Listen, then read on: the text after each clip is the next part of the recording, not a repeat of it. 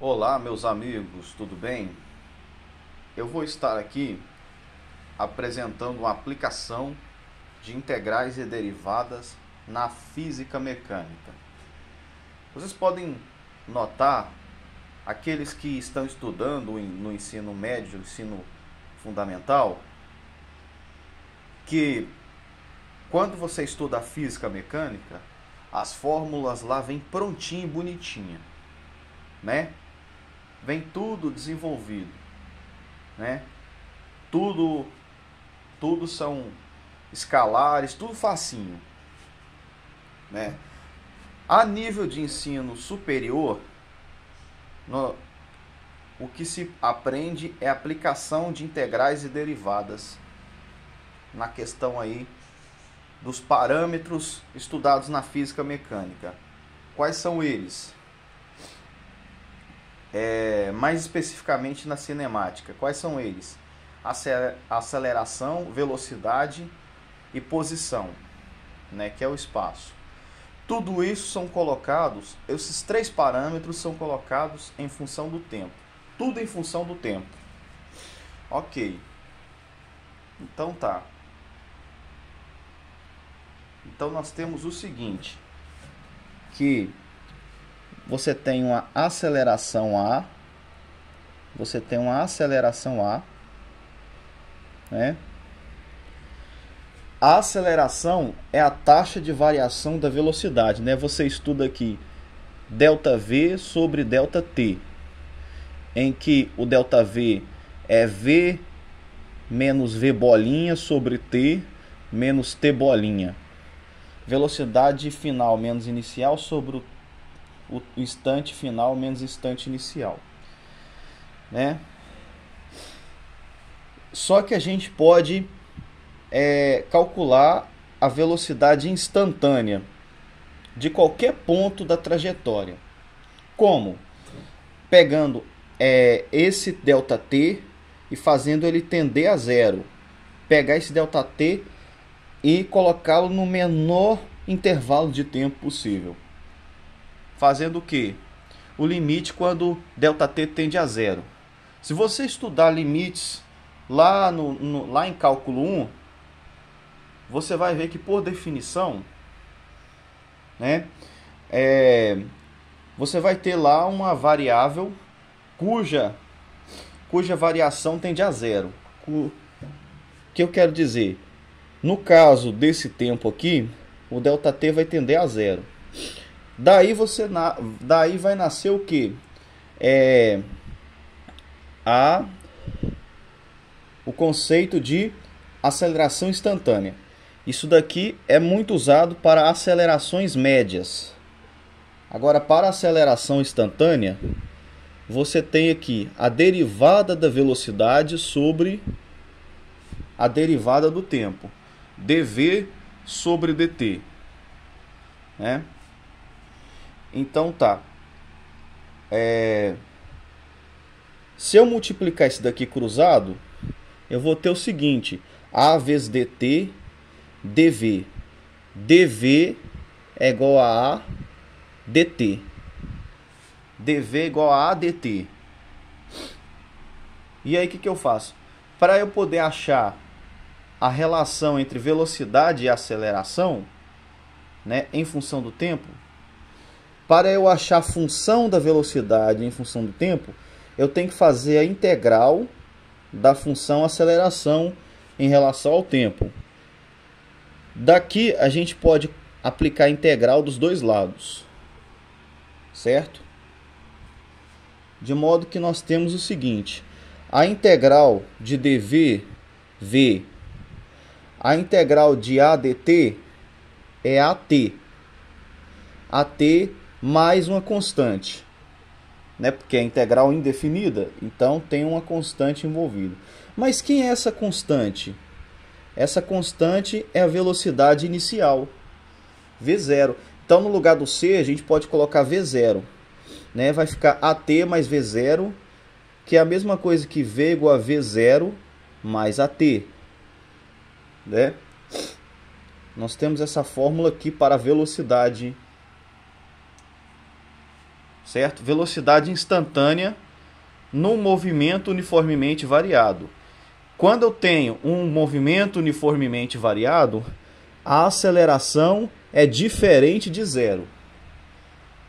Se a aceleração for igual a zero, nós não temos aceleração e, por consequência disso, o movimento será uniforme, né?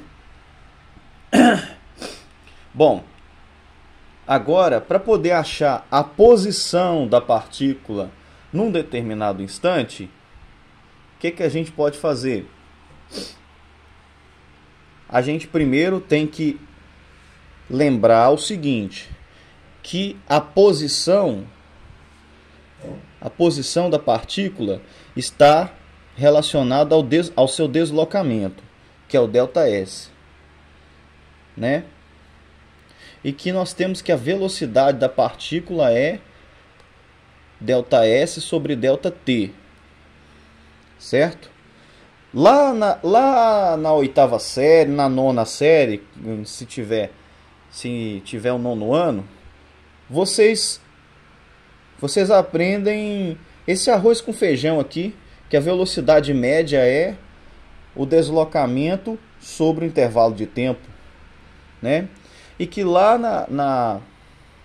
na física do ensino médio, vocês desdobraram esse assunto dizendo o seguinte, que você tem gráficos de movimento uniforme, movimento uniformemente variado, e você tem as equações relacionando espaço e o tempo, e a velocidade, o tempo e a aceleração. Você já tem os gráficos e as equações a nível de ensino médio. Agora, a nível de ensino superior, nós temos o seguinte, que a velocidade instantânea, se essa aqui é a velocidade média, a velocidade instantânea disso daqui é quando o ΔT tende a zero. E aí nasce o conceito de ds sobre dt. Ou seja, é a derivada do espaço em relação ao tempo, certo? E aí você multiplica isso aqui cruzado e você tem que ds é igual a v dt, certo? E aí você aplica a integral dos dois lados e você desmembra isso aqui.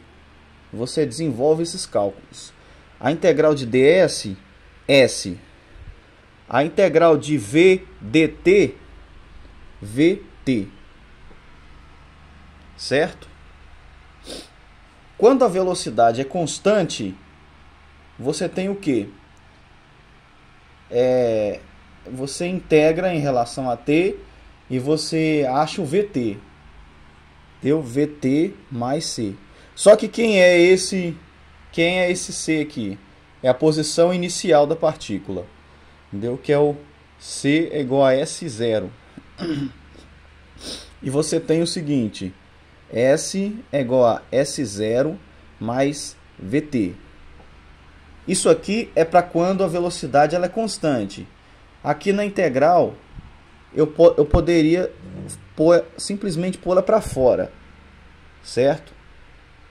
Sendo a constante, você tem a equação do movimento uniforme, né?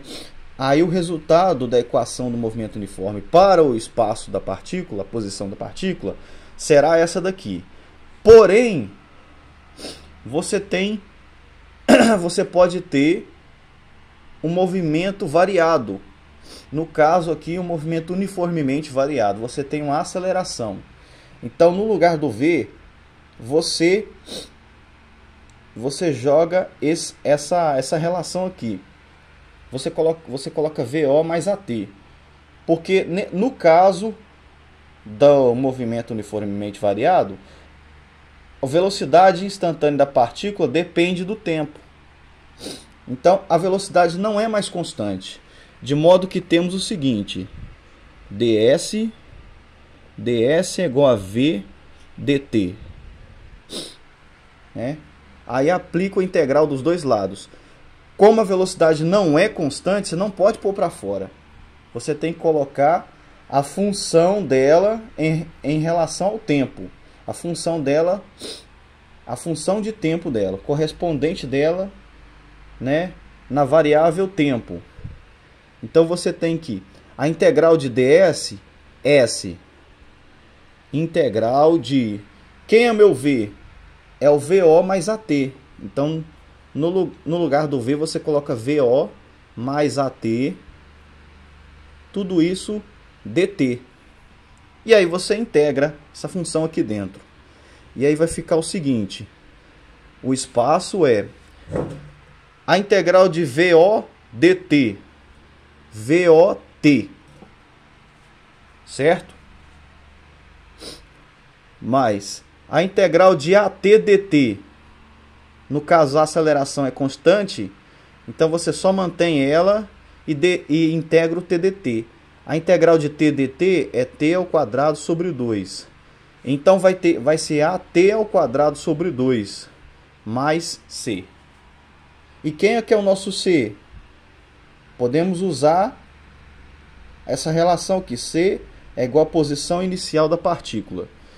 Então podemos escrever a fórmula, a função posição da seguinte maneira. S é igual a SO mais VOT mais AT ao quadrado sobre 2.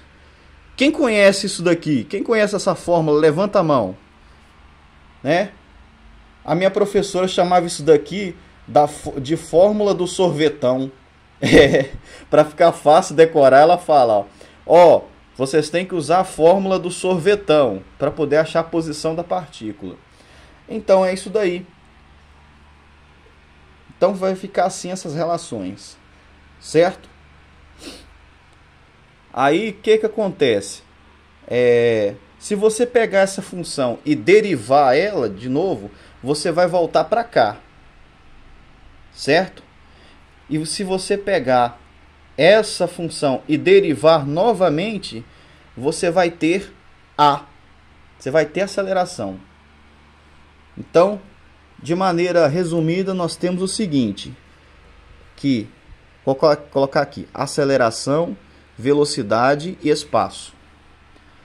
Quando você pega a aceleração e deriva, quando você integra, você acha o V. Quando você pega o V e integra, você acha o S. O caminho de volta é válido. Quando você pega o S e deriva, você acha o V. Quando você pega o V e deriva, você acha o S.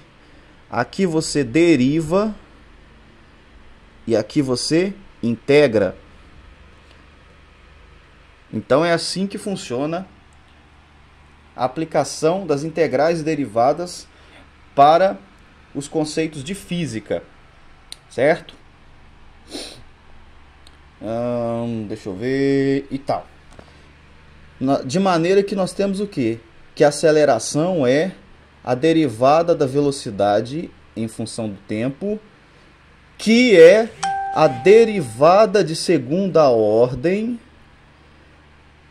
da posição em relação ao tempo, né?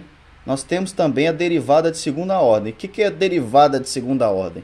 A derivada da derivada, certo? Você pega a aceleração, deriva, acha isso daqui. Deriva de novo e acha isso daqui, certo? Você tem essa relação aqui para os parâmetros de física. Então é isso aí, meus caros. Até mais.